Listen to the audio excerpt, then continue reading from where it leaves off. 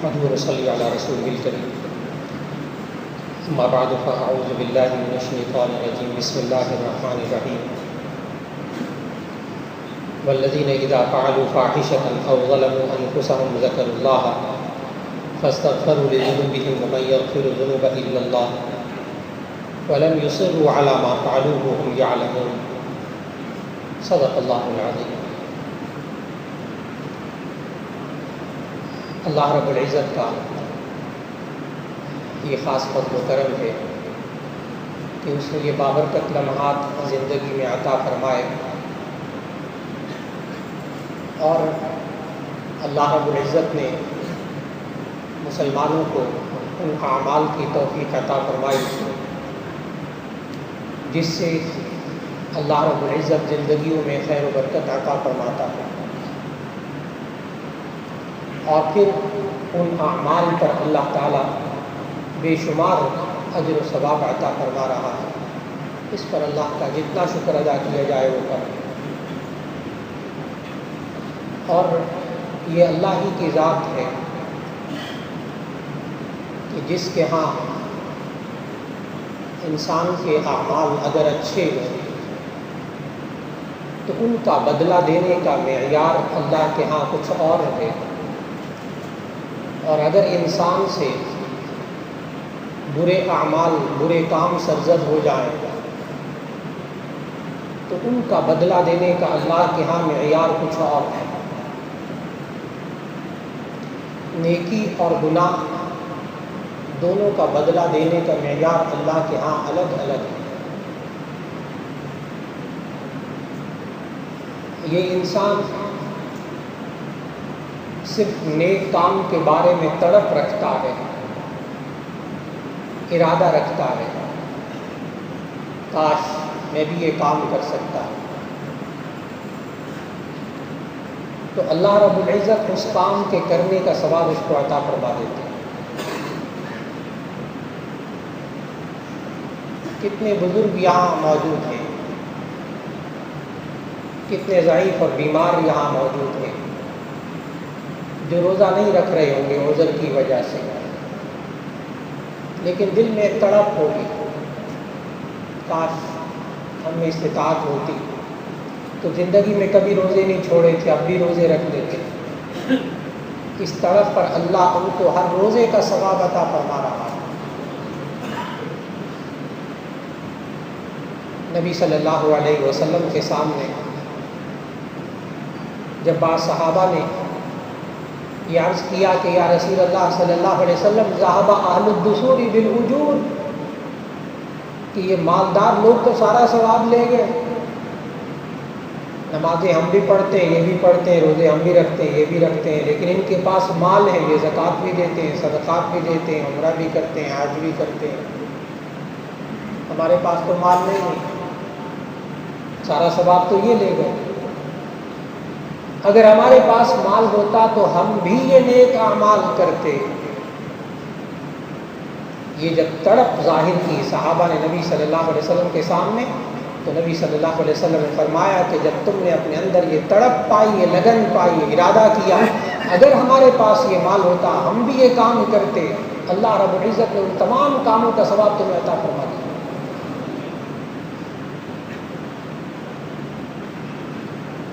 یہ انسان صرف نیک کام کا راستہ کسی کو دکھا دے، خیر کا راستہ کسی کو دکھا دے، کسی کو اچھے کام کا مشورہ دے دے. نبی صلی اللہ علیہ وسلم نے فرمایا الدال علی الخیر کفاعلہ،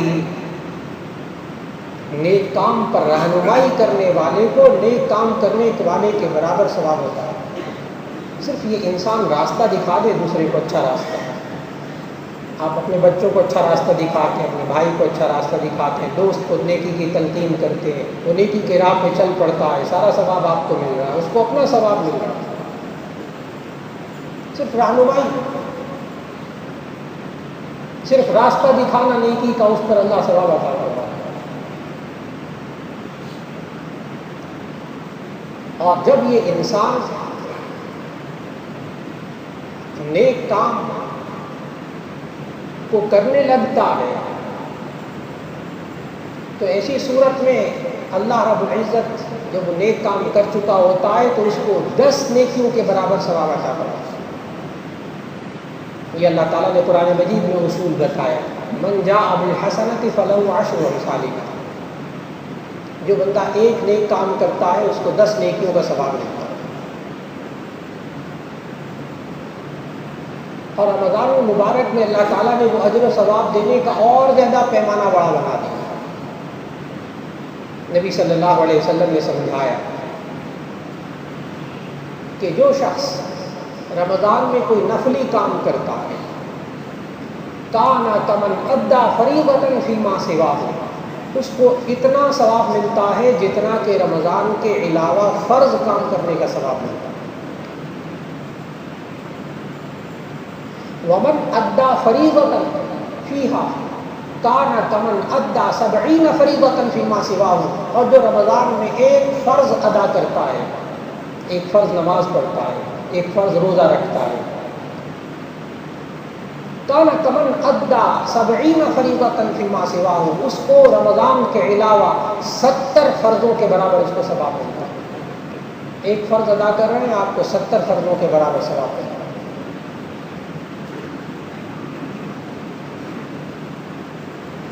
یہ انسان اللہ کی راہ میں 1 روپیہ خرچ کر رہا ہے، اللہ تعالیٰ اس کو کتنا بڑھا چڑھا کر دے رہا ہے۔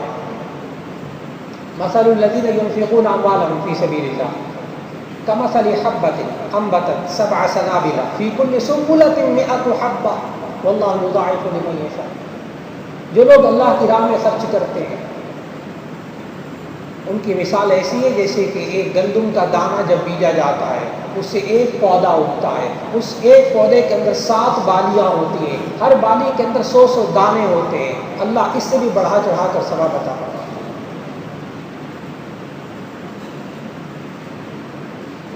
نیک کام کرنے کے لیے اللہ تعالیٰ نے اتنے عجیب و غریب طریقے سے ثواب بڑھا دیا، لیکن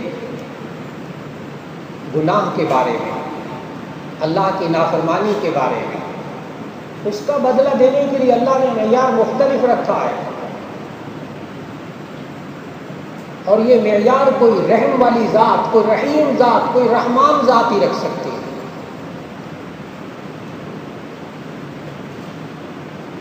اگر اس انسان کو گناہ کا خیال آ جائے خود بخود، کوئی پکڑ نہیں، کوئی گناہ نہیں، بڑے سے بڑے گناہ کا خیال آ جائے، انسان پر کوئی گناہ نہیں ہوتا، نامہ اعمال میں کوئی گناہ نہیں لکھا جاتا، کیونکہ انسان کے اندر برے خیالات آ جائیں تو انسان ان کو روک نہیں سکتا، اس کی طاقت نہیں انسان کے اندر۔ جب طاقت نہیں ہے تو اللہ نے ہمیں سورہ بقرہ کے آخری رکوع میں سمجھایا، لا یکلف اللہ نفسا الا وسعها، اللہ تعالیٰ بندے کو صرف اس کی گنجائش کے مطابق پابند بناتا ہے، جو بندے کے بس میں نہیں ہوتا اللہ اس کا پابند بھی نہیں بناتا۔ یہاں تک کہ نماز کے اندر بھی اگر برا خیال آ جائے، گناہ کا خیال آ جائے، خود بخود نماز کے ثواب میں بھی کمی نہیں ہوتی۔ ہاں انسان خود بخود نہ لے جائے خیالات، جان بوجھ کر نہ لے جائے، خود بخود آ جائیں خیالات۔ میں نے عرض کیا بڑے سے بڑے گناہ کا خیال آ جائے، انسان کے نام اعمال میں گناہ نہیں لکھا جاتا۔ یہ انسان گناہ کرنے کا پکا ارادہ کر لے تب بھی نبی صلی اللہ علیہ وسلم نے ہمیں سمجھایا کہ اس بندے کے نامہ اعمال میں گناہ نہیں لکھا جائے۔ یہ انسان گناہ کے راستے میں چل پڑے گناہ کرنے کے لیے تب بھی اس کے نامہ اعمال میں گناہ نہیں لکھا جاتا، اور یہ گناہ کرنے کے لیے چل پڑا، عین گناہ کے قریب پہنچ گیا، واپس پلٹا، اللہ نے اس کے نام اعمال میں نیکیاں لکھ دیا۔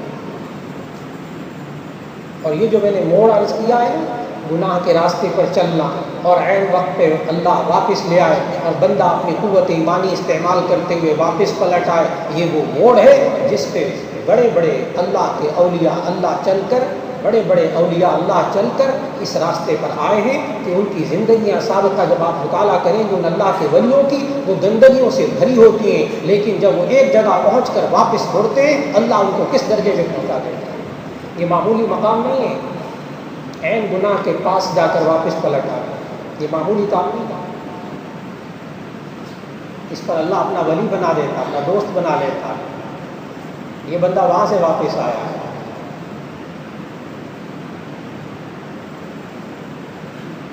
خیال آیا تو گناہ نہیں، پکا ارادہ کر لیا تو گناہ نہیں ملا، چل پڑا گناہ کے راستے میں نہیں ملا،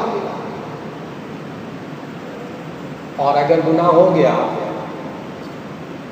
تو نامہ اعمال میں صرف ایک گناہ لکھا جاتا ہے۔ دیکھیے گا ادھر نیکیوں میں وہاں کے کیا کچھ لکھا جاتا تھا، اور یہ والی بات، یہ جو آخری بات عرض کی کہ گناہ ہو جائے تو ایک گناہ لکھا جاتا ہے، یہ اسی آیت کا دوسرا حصہ ہے جس میں اللہ تعالیٰ نے بتایا تھا کہ ایک نیکی کرے تو 10 نیکیوں کا ثواب ملتا ہے۔ من جاء بالحسنۃ فلہ عشر امثالها ومن جاء بالسیئۃ فلا یجزی الا مثلها وهم لا یظلمون۔ انسان نیک کام کرے 10 نیکیوں کا ثواب ہے، گناہ ہو جائے ایک گناہ،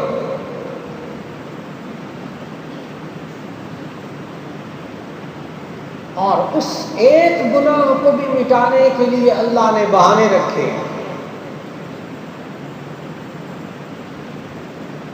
ایک گناہ کو بھی مٹانے کے لیے بڑے بڑے بہانے رکھے ہیں۔ دیکھا جائے گا وہ گناہ چھوٹا یا بڑا ہے۔ بعض لوگ یہ کہتے ہوئے نظر آتے ہیں کہ جناب گناہ تو گناہ ہوتا ہے، یہ چھوٹے بڑے کی آپ تقسیم کیا کرتے ہیں؟ یہ گناہ چھوٹے، یہ گناہ بڑے، گناہ گناہ ہوتا ہے۔ جی یہ ہماری تقسیم نہیں ہے، یہ علماء کی تقسیم نہیں ہے، یہ اللہ نے قرآن میں تقسیم کی ہے۔ یہ گناہ کبیرہ گناہ صغیرہ کی تقسیم اللہ نے قرآن مجید میں ہمیں بتائی ہے۔ ان تجتنبوا کبائر ما تنہون عنہ نکفر عنکم سیئاتکم، اگر تم بڑے بڑے گناہوں سے بچو گے تو ہم چھوٹے چھوٹے گناہوں کا ویسے ہی کفارہ کر دیں گے۔ وہ بڑے بڑے گناہ کیا؟ نبی صلی اللہ علیہ وسلم نے اس کی فہرست بتائی ہے۔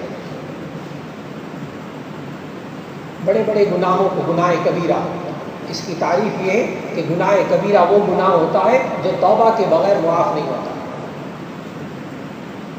گناہ کبیرہ وہ ہے جو توبہ کے بغیر معاف نہیں ہوتا۔ اور ایک اصول اچھی طرح ذہن میں رکھ لیجئے گا کہ کوئی گناہ ایسا نہیں ہے کہ جس سے توبہ کی جائے اور اللہ توبہ قبول نہ کرے، کوئی ایک گناہ بھی ایسا نہیں ہے۔ وہ جو آپ حضرات کے ذہن میں ایک آیت ہے، ان اللہ لا یغفر ان یشرک بہ ویغفر ما دون ذلک لمن یشاء، کہ اللہ تعالیٰ مشرک کو نہیں بخشے گا، باقی ہر ایک کو بخش دے گا۔ یہ بھی تب ہے جب موت شرک کی حالت میں آئی ہو، اور اگر موت سے پہلے پہلے یہ انسان شرک سے بھی توبہ کر لے اللہ وہ بھی معاف فرما دیتا ہے۔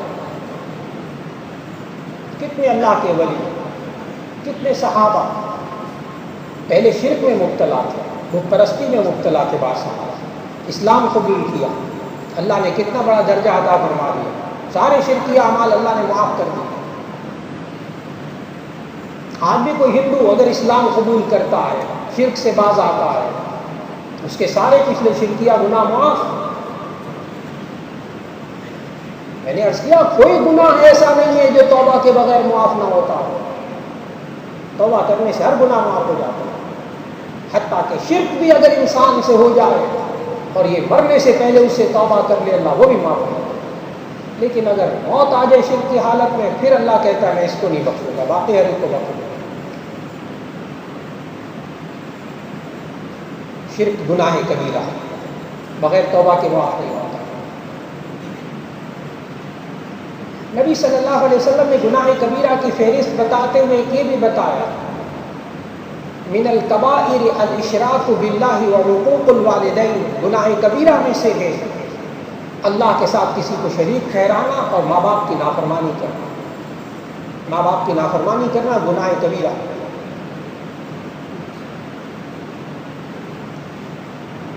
نبی صلی اللہ علیہ وسلم نے ساری زندگی کبھی کسی کو بد دعا نہیں. لیکن 3 اعمال ایسے کہ جب جبرائیل علیہ السلام نبی صلی اللہ علیہ وسلم کے پاس اس وقت آئے جب نبی صلی اللہ علیہ وسلم ممبر پر چڑھ رہے تھے. پہلی سیڑھی پر قدم رکھا تو آمین فرمایا, دوسری سیڑھی پر قدم رکھا تو آمین فرمایا, تیسری سیڑھی پر قدم رکھا تو آمین فرمایا. صحابہ نے پوچھا تھا کہ آج یہ عمل خلاف معمول ہوا ہے. آپ صلی اللہ علیہ وسلم نے فرمایا کہ جب پہلی سیڑھی پر قدم رکھا تو جبرائیل نے کہا کہ ہلاک ہو وہ شخص کہ جو نبی صلی اللہ علیہ وسلم کا نام آئے اور درود شریف نہ پڑھے. اس لیے جب کسی مجلس میں نبی صلی اللہ علیہ وسلم کا نام مبارک آئے تو ایک مرتبہ پہلی مرتبہ صلی اللہ علیہ وسلم کہنا واجب ہے, اس کے بعد سنت ہے. دوسری سیڑھی پر قدم رکھا تو جبرائیل علیہ السلام نے کہا کہ ہلاک ہو وہ شخص کہ جو اپنے بوڑھے ماں باپ کو پائے اور پھر ان کی خدمت کر کے جنت میں داخل نہ ہو سکے. اس پر بھی نبی صلی اللہ علیہ وسلم نے آمین کہا. تیسری سیڑھی پر قدم رکھا تو جبرائیل علیہ السلام نے کہا کہ ہلاک ہو وہ شخص کہ جو رمضان کا آخری عشرہ پائے اور پھر اس کی مغفرت نہ ہو. نبی صلی اللہ علیہ وسلم اس پر بھی آمین کہا. یہ مقدس لمحات, یہ آج کل رمضان کا دوسرا عشرہ جاری ہے, مغفرت کا عشرہ جاری ہے, اللہ سے گناہوں کی معافی مانگنے کا عشرہ جاری ہے. جتنے بڑے بڑے گناہ ہیں انسان ان کی معافی مانگے, توبہ کرے اللہ سے. گناہ کبیرہ کیا جو توبہ کے بغیر معاف نہیں ہوتا, جس میں ایک شرک, ماں باپ کی نافرمانی, اور ایک اصول چند ایک ذہن میں رکھ لیجیے جس سے آپ کو گناہ کبیرہ کی فہرست ذہن میں رہے گی. جتنے فرائض اللہ نے ذمے لگائے ہیں, جتنے کام فرض ہیں بندے کے ذمے, ان کو چھوڑنا گناہ کبیرہ. نماز پڑھنا فرض, اس کو چھوڑنا گناہ کبیرہ. روزہ رکھنا فرض, اس کو چھوڑنا گناہ کبیرہ. حج جب فرض ہو جائے تو اس کو چھوڑنا گناہ کبیرہ. صاحب نصاب پر زکوٰۃ فرض ہو جائے تو اس کو چھوڑنا گناہ کبیرہ. بیوی بچوں کا نان نفقہ, ان کی رہائش, ان کا خرچہ, ان کا لباس, ان کو ادا کرنا, یہ مرد کے ذمے, شوہر کے ذمے لازم ہے. یہ اس فرض کو پورا نہیں کرے گا گناہ کبیرہ میں مبتلا. فرائض کو چھوڑنا گناہ کبیرہ. اور جو چیزیں اللہ نے حرام کر دی ہیں ان چیزوں کو کرنا گناہ کبیرہ. شراب پینا گناہ کبیرہ, سود کھانا گناہ کبیرہ, رشوت کھانا, رشوت دینا لینا گناہ کبیرہ, جوا کھیلنا گناہ کبیرہ, چوری کرنا گناہ کبیرہ, خیانت بددیانتی کرنا گناہ کبیرہ. جن چیزوں کو اللہ نے حرام کیا, جن چیزوں کے کھانے کو اللہ نے حرام کیا, ان کو کھانا گناہ کبیرہ. جن کاموں کے کرنے کو اللہ نے حرام کہا ان کا کرنا گناہ کبیرہ. اس سے ایک فہرست سامنے آ جاتی گناہ کبیرہ کیا ہوتے ہیں. باقی اس کے علاوہ گناہ صغیرہ. آیت پڑھی تھی کہ ان تجتنبوا کبائر ما تنهون عنه نکفر عنکم سیئاتکم. اگر تم گناہ کبیرہ سے بچو گے تو ہم چھوٹے موٹے گناہ ویسے معاف کر دیں گے, گناہ صغیرہ معاف کر دیں. آج بہت سے گناہ معاف ہوئے. ابھی کچھ دیر پہلے وضو کر کے آئے, وضو کیا, نبی صلی اللہ علیہ وسلم نے سمجھایا. ترمذی میں کتاب الطہارت کے اندر حدیث موجود, نبی صلی اللہ علیہ وسلم نے فرمایا جب بندہ وضو کرتا ہے, ہاتھ دھوتا ہے, اس کے ہاتھوں کے گناہ معاف ہو جاتے ہیں. جب چہرہ دھوتا ہے, اس کے آنکھوں اور چہرے کے گناہ معاف ہو جاتے ہیں. کلی کرتا ہے, زبان کے گناہ معاف ہو جاتے ہیں. اور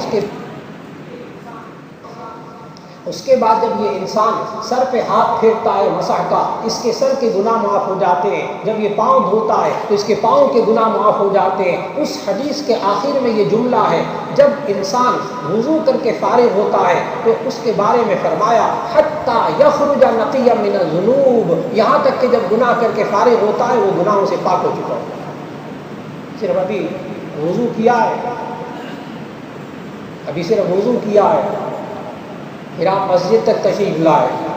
نبی صلی اللہ علیہ وسلم نے فرمایا کہ جب یہ مسجد کی طرف نمازی چلتا ہے تو اس کے ہر قدم پر ایک گناہ معاف اور ایک نیکی اس کو ملتی ہے.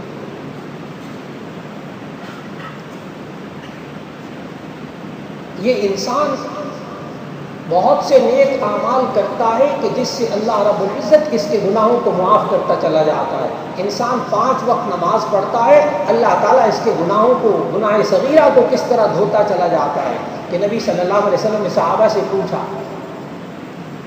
کہ کسی انسان کے گھر کے باہر اگر نہر بہتی ہے، میں حدیث کا ترجمہ عرض کر رہا ہوں، نبی صلی اللہ علیہ وسلم نے فرمایا اگر کوئی انسان ایسا ہو جس کے گھر کے باہر نہر بہتی ہے اور اس میں وہ 5 وقت نہاتا ہو، کیا اس کے بدن پر میل کچیل باقی رہے گا؟ تو صحابہ نے کہا نہیں. نبی صلی اللہ علیہ وسلم نے فرمایا اسی طرح جو شخص 5 وقت فرض نماز ادا کرتا ہے اللہ تعالیٰ اس کو گناہوں کے میل کچیل سے پاک کر دیتا ہے.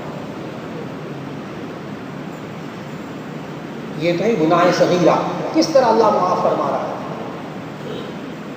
اور گناہ کبیرہ توبہ اور استغفار سے معاف ہوتے ہیں. 2 عمل الگ الگ ہیں. ایک ہے استغفار، کیونکہ آج کل یہ موسم ہے، یہ حشرہ جاری ہے مغفرت کا، گناہوں سے معافی مانگنے کا.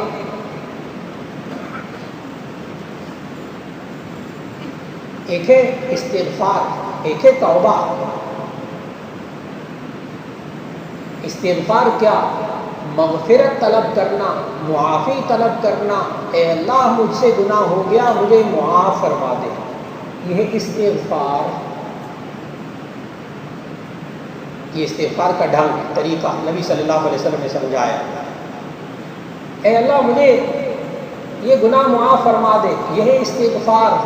اور توبہ کیا چیز؟ توبہ کا لفظی مطلب رجوع کرنا، لوٹ آنا، واپس آنا. یہ بندہ یوں کہہ دے اے اللہ آئندہ گناہ نہیں کروں گا، یا اللہ مجھ سے گناہ ہو گیا، اے اللہ آئندہ نہیں کروں گا. یہ ہے توبہ. اور جب انسان توبہ کرتا ہے، سچی توبہ کرتا ہے، یا ایھا الذین آمنوا توبوا الی اللہ توبۃ نصوحا، اے ایمان والو سچی توبہ کرو. اس سچی توبہ کی یہ نشانی ہوتی ہے کہ پھر انسان جس خاص گناہ کے بارے میں توبہ کرتا ہے پھر اس کو جان بوجھ کر وہ گناہ نہیں کرتا. یہ اس کی سچی توبہ کی نشانی ہوتی ہے.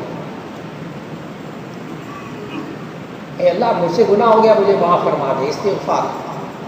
اے اللہ آئندہ نہیں کروں گا.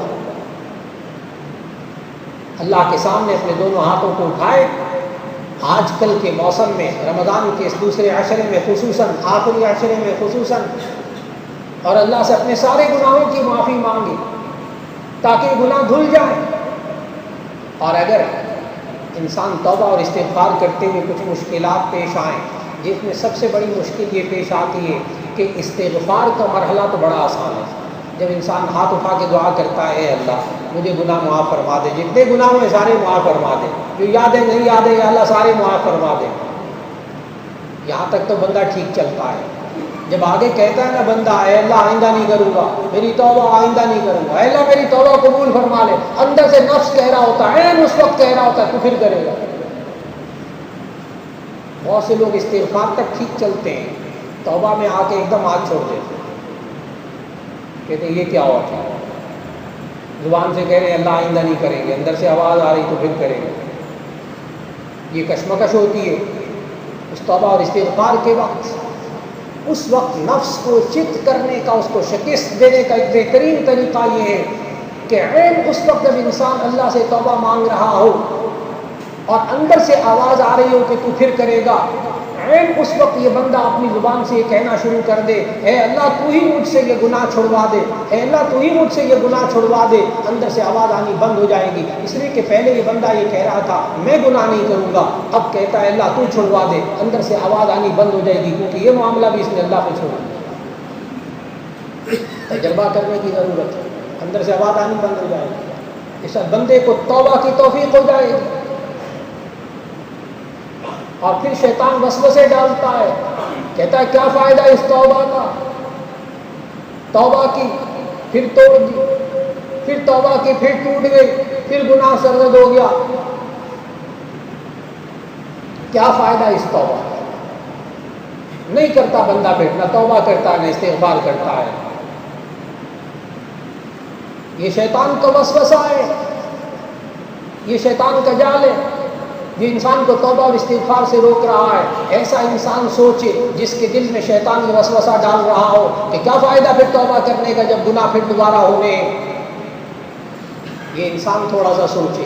یہ انسان نئے کپڑے بنواتا ہے، نئے کپڑے بنواتا ہے، پہنتا ہے، تھوڑے سے میلے ہو جاتے ہیں، دھلوا لیتا ہے، پھر پہنتا ہے، پھر میلے ہو جاتے ہیں، پھر دھلواتا ہے، پھر پہنتا ہے، پھر میلے ہو جاتے ہیں۔ جب پتہ ہے کہ یہ کپڑے میلے ہو نہیں ہیں، یہ انسان بار بار کیوں دھلواتا ہے؟ پہن لے ایک دفعہ، پھر میل چڑھ جائے گی کٹھی، پھر اتار کر پھینک دیں گے۔ کوئی عقل مند انسان معاشرے میں ایسا نہیں کرتا۔ ہر عقل مند انسان یہ کرتا ہے، ذرا سے کپڑے میلے ہوتے ہیں دھلواتا ہے، پھر صاف ستھرے کپڑے۔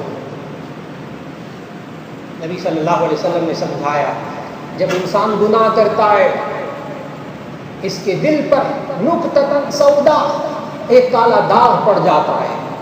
جب یہ توبہ اور استغفار کرتا ہے، اللہ اس داغ کو دھو دیتا ہے۔ اور اگر یہ انسان گناہ کرتا رہے اور توبہ اور استغفار نہ کرے، اس کے دل پر سیاہ داغ پڑتے پڑتے دل سیاہ ہو جاتا ہے، پھر اللہ توبہ کی توفیق نہیں دیتا۔ وہ بڑا لمحہ مشکل ہے۔ کیا اس سے بہتر نہیں ہے زیادہ کپڑے میلے ہونے سے پہلے جلدی جلدی دھلوا لیے جائیں؟ یہ دل میلا ہونے سے پہلے اس کو دھلوا لیا جائے۔ جتنا بس میں ہے وہ تو کیجیے، باقی کام اللہ کا ہے۔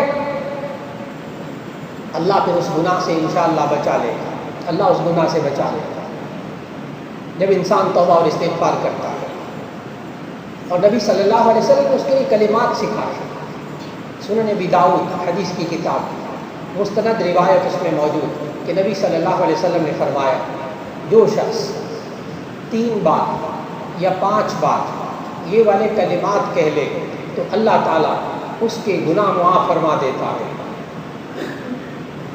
بہت آسان سے کلمات، استغفر اللہ الذی لا الہ الا هو الحی القیوم واتوب الیہ۔ اس میں دونوں عمل موجود ہیں، استغفار بھی موجود ہے، توبہ بھی موجود ہے۔ استغفر اللہ الذی لا الہ الا هو الحی القیوم واتوب الیہ، استغفر اللہ الذی لا الہ الا هو الحی القیوم واتوب الیہ۔ یہ انسان 3 بار پڑھ لے یا 5 بار پڑھ لے، اللہ رب العزت اس کے سارے گناہ معاف فرما دیں گے۔ اس حدیث میں یہ لفظ ہے، وَلَوْ كَانَ مِثْلَ زَبَدِ الْبَحْرِ، اگرچہ اس کے سمندر کے جھاگ کے برابر گناہ ہو، اللہ وہ بھی معاف فرما دیں گے۔ جب یہ باتیں کہی جاتی ہیں، نوجوان ذہین ساتھی